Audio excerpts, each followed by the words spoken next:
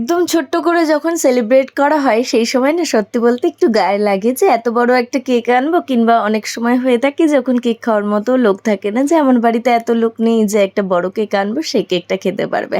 তো এরকম না অনেকেরই সমস্যা হয়ে থাকে, আবার অনেকের বাজেট প্রবলেম হয়ে থাকে। আমি ফ্রেশ কেক চাইছি কিন্তু আমার বাজেটটা না একটু কম, সেই কারণে একটু যদি ছোট কেক হয়ে যায় তাহলে আমার একটু সুবিধা হয়। তো এই জিনিসটা না প্রথম অনেকের থেকেই আমি দেখেছি, অনেকের ক্ষেত্রেই দেখেছি তাদের একটু বাজেটের সমস্যা হয়ে যাচ্ছে, সেই কারণে গ্লাস কেক নিত।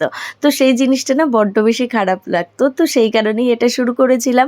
প্রফিট লস সবটা বাদ দিয়ে নিজের মনের খুশির কারণে এই ছোট্ট একটা মিনি কেক শুরু করি। এই কনসেপ্টটা যদিও সকলের খুব বেশি পছন্দ হয়েছে। অনেকেই এই কাজটাই করে যে আমাদের বাড়িতে একদমই ছোট্ট করে একটা সেলিব্রেশন হবে, বা রাত 12টার সময় সেলিব্রেট হবে, বা হাজব্যান্ড ওয়াইফ দুজন। তো সেক্ষেত্রে না বড় কেক নেওয়ার কোনো মানেই হয় না। তো সেক্ষেত্রে একটা ছোট্ট কেক, তো সেই মতোই এই কেকটা সকলের অনেক বেশি পছন্দ হয়েছে, সকলে অনেক বেশি পছন্দ করে। আর এই কেকটা না দেখতেও খুব সুন্দর, ছোট্টর মধ্যে একটা মিনি কেক। তো বেন্টো কেকটা কিন্তু মিনি কেকের থেকে অনেকটাই ছোট, আর বিশেষ করে বেন্টো কেকটা নেওয়া হয় তার প্রধান কারণ বেন্টো বক্সটা সকলে খুব বেশি পছন্দ করে।